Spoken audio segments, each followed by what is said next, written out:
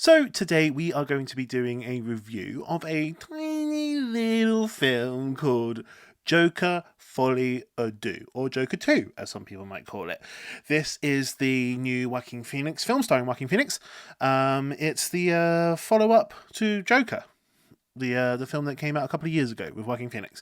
It's starring Joaquin Phoenix, as I've said, starring Lady Gaga, Brendan Gleeson, probably my favourite of all the Gleesons, directed by Todd Phillips. So what is this film about? So, obviously, by the end of the first Joker, he's shot Robert De Niro. Robert De Niro's dead, and then he's in Arkham Asylum talking to a social worker, psychiatrist type person, and then we just see him sort of running up the corridors of Arkham Asylum with blood all on his shoes, and the people who work there trying to chase him, and yeah, so this film is 2 years on from that, and he's still in Arkham Asylum. He's still in the insane asylum. And there is a trial about to happen to discuss whether or not he is guilty or innocent because of insanity reasons. Harvey Dent is the one trying to push for the death penalty, and Joker and his side are saying no, it's because I'm insane, and the Joker is the Joker is there because of my insanity, and I can't control the Joker any more than anyone else can. And that's basically what it is. The film is really just two sort of locations, the insane asylum and then the trial. And it's a musical, and Lady Gaga's in it playing Harley Quinn. And yeah, what did I think of this film? So the film has a lot of bad reviews. Lots of people seem to hate this film. It was in my top 10 most anticipated films of the year, but I saw all of the reviews, and so my expectations, I guess, plummeted to rock bottom. I kind of went going, oh, this is going to be a long one. This is going to be a boring one. So it actually beat my expectations, because my expectations were so low. The actual experience of watching it wasn't bad at all. I was like, okay, this is better than what I expected. It's really not as awful as I think as some of the reviews are making it out to be. So yeah, I've got a couple of things to say about that, if I'm honest with you, because I think some of the reviews are attributing something to Todd Phillips, which I don't think he has here. They're saying that Todd Phillips, the director, the creator of this, they're saying that he is unhappy with the idolization of the Joker, with the glorification charges of violence, the glorification of violence charges, I should say, probably better to say it that way. And that he's like, how dare you enjoy the Joker in that respect? How dare you? That's not what this film was about at all. And the bad reviews are saying he's made this film to sort of stick his middle finger up at all the fans of the Joker, going, you guys are idiots for thinking that's what I wanted. You guys are absolute fools for thinking that I was trying to glorify violence and make Joker seem cool. He's a sick individual, and this film is going to be about, really reiterating the fact that no, the Joker is not cool. The Joker isn't what this is about. It's about Arthur Fleck, okay? And he's a sick individual and he needs help. So that's what the bad reviews are saying. And I disagree that that's Todd Phillips' sort of mind going into this. And I think it's crazy. Like, you can't possibly assume that Todd Phillips made the first Joker and he didn't want us to think the Joker was cool. He used every form of cinematic language to sort of express that the Joker is the team we're going to be on by the end. And he does it in a really amazing way. So I'm going to do some spoilers about Joker 1. I'm going to go into Joker 1 for a little bit here, a bit of a tangent, and then I'm going to move over to Joker 2, okay? So yeah, Joker 1, the first Joker. we meet Arthur Fleck, right? He's socially awkward. He's got this disability with his laughter problem, and he's being kicked and beaten and sort of really like stomped on by society. And we can see that he's just really craving some kind of human connection and affection of some sort, and he's not getting it at all. And the world is a horrible place for him, really. And we can see about three quarters of the way through. You know, earlier on in the film when he shoots the people on the train, you're like, that's just self-defense. Yeah, he had to get out of that situation. They were going to probably kill him on there. So, but about three quarters of the way through, he kills his mum.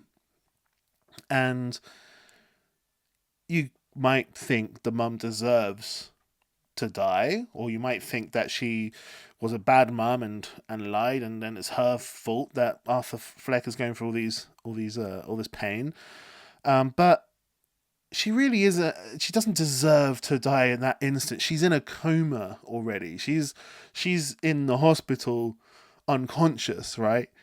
That's not anybody in that state doesn't deserve to die. They've already been subdued, you know? So Arthur Fleck kind of does something which is indefensible, really, at that point. So Todd Phillips lets us know at that point, three quarters of the way through, okay, the Joker is going too far. Now he's stepped over the line, and he actually needs to be stopped now. This is a person who's dangerous and actually desperately needs to be stopped. And then he goes back to Zazie Beetz' apartment, right? And we get that revelation that he fabricated the whole relationship with her, and none of that was real. That was all in his mind that he created. So Todd Phillips is letting us know that, yeah, not only is this a dangerous individual, but this is a sick individual, someone who's sort of mentally unhinged, unwell, and he needs help. He's dangerous. He needs to be stopped. He's sick, and he needs help. That's where Todd Phillips is leading us, right? And we know he's going to go to do the late night talk show with Robert De Niro, and we know that Robert De Niro is a bit of a dick, but he doesn't deserve to die. Like, us as the audience know that he doesn't deserve to die, but Todd Phillips, despite all of that, Todd Phillips knows that that's the message that he's pressed upon us. But despite all of that, as Quentin Tarantino said in an interview quite eloquently, he subverts the audience in such a magnificently clever way. Because despite knowing all of that information and knowing that he's sick and he needs to be stopped and he's dangerous and he needs serious help, he puts on the Joker suit, he puts on the makeup. Joaquin Phoenix's performance becomes more charismatic and confident. And he starts walking down his hallway, and Todd Phillips literally chooses a rock and roll song. Dun, dun, dun, down, dun, dun, dun, dun. He chooses a rock song for Joker to swagger down the hallway into the lift and then dance, and like with his cigarette, he looks fucking cool as shit, right? He's dancing down the stairs and he looks awesome. And yet he gets to the Robert De Niro talk show and he subverts the audience in that aspect, because we know this talk show host doesn't actually deserve to die, but at that instant when the joke comes out and he's cool and he's in his clothes, we want nothing more than the Joker to pull out a gun and shoot Robert De Niro in the face. We've become the Joker in that instance.